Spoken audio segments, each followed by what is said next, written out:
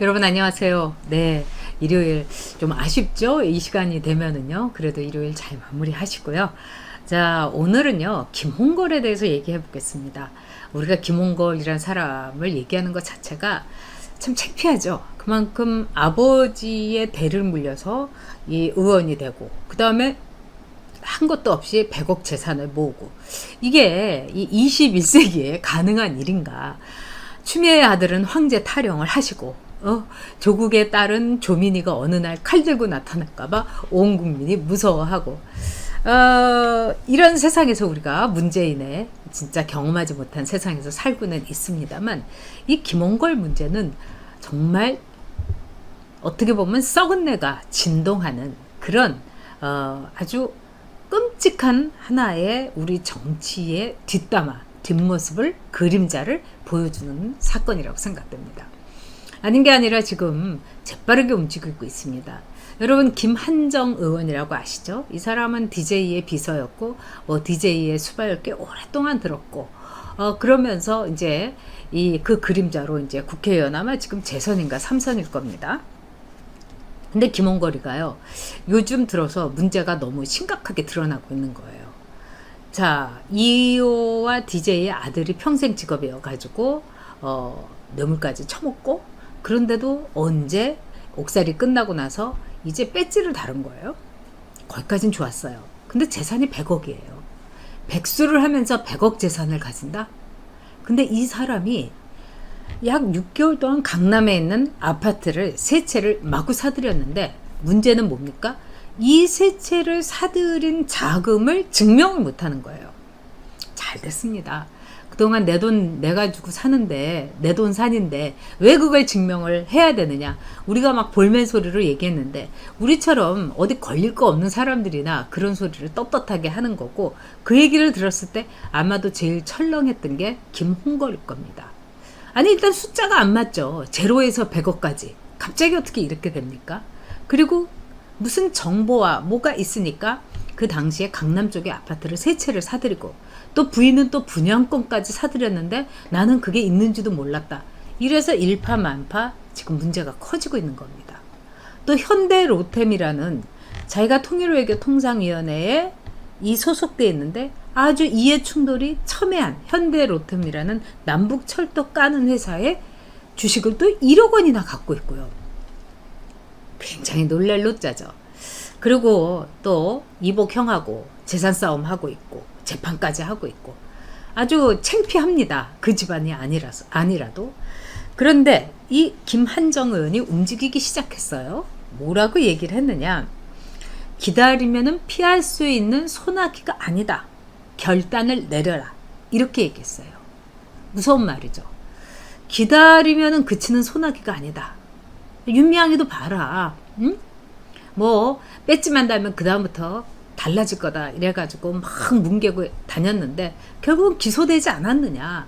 너 윤미향이보다 네가 덜 치사하고 네가 덜 지저분한 짓 하고 그랬다고 볼 수 없는 거 아니냐. 피할 수 없는 소나기다. 그러니까 의원직을 스스로 사퇴하라. 이렇게 딱 치받고 나왔어요. 자, 다른 사람도 아니고 DJ의 분신이었던, DJ의 그야말로 수발을 들던 사람이 김홍걸에 대해서 그만두라고 얘기한 거는 굉장히 의미심장한 거죠. 이낙연이가 감찰위원회를 만들어갖고 DJ의 아들을 윤미향과 또 추미애는 뺐네요. 그럴 줄 알았죠. 이상직 이렇게 3종 트리오를 싹 올려는 거, 여기에도 김홍걸이가 들어갔다는 게 의미심장하다. 제가 이렇게 말씀을 드렸지만 제일 지금 의미심장한 거, 우리가 임팩트가 저 있겠는데 한 건 바로 김한정의 말입니다. 김한정은 혼자 움직인 게 아닐 겁니다, 여러분. 김한정은 이른바 이 동교동계에서 온갖 건노갈비부터 시작해갖고 이 DJ 근처에 있었던 사람들 다 관계가 아주 거미줄처럼 돼 있는 사람입니다. 자, 그런 점에서 김한정이가 구구절절히 페북에까지 올린 거예요. 한겨레 신문에서 오늘 나온 것처럼 이 DJ 말기에 아들들이 다 저기 돈 처먹었다 해갖고 홍삼 트리오로 굉장히 시끄러운데 홍거리마저도 처먹었다는 얘기가 나온다. 그러면서 자기 보고 LA에 홍거리가 있으니까 네가 직접 가서 물어봐라 했다는 겁니다. 홍거리를 뭐 사람의 눈을 피하기 위해서 뭐 샌프란시스코 공항 근처에 LA 바닥에 자기가 뜨면 또 소문이 쫙 나니까 샌프란시스코에서 사실은 그 로스앤젤레스까지 굉장히 비행기 타고 가면 1시간 정도지만 이 운전해 갖고 가면 거의 한낮에 걸립니다. 거기에 호텔인지 모텔에서 만났을 때 물어봤다는 겁니다. 돈 받았느냐 최규선이한테. 그러니까 홍거리가 돈을 몇 차례 받았다. 그렇지만은 뭐 거기에 대해서 무슨 대가를 치른 건 아니다. 너무 허탈했겠죠. 그래서 뭐 DJ도 허탈해하고 뭐 이호 여사는 뭐 어쩔 줄 몰라 하면서 울었다. 막 이렇게 이제 감성적인 얘기를 하면서 DJ와 이호에게 큰 누를 끼친 게 홍거리다. 이런 식으로 얘기한 겁니다. 자, 이 김한정의 말은 이른바 DJ의 패밀리, 이 동교동 마피아라고 할 수 있는 동교동계에서 이 김홍거리를 파문을 시켰다. 내쳤다. 이렇게 볼 수 있습니다. 그 이유는 뭘까요?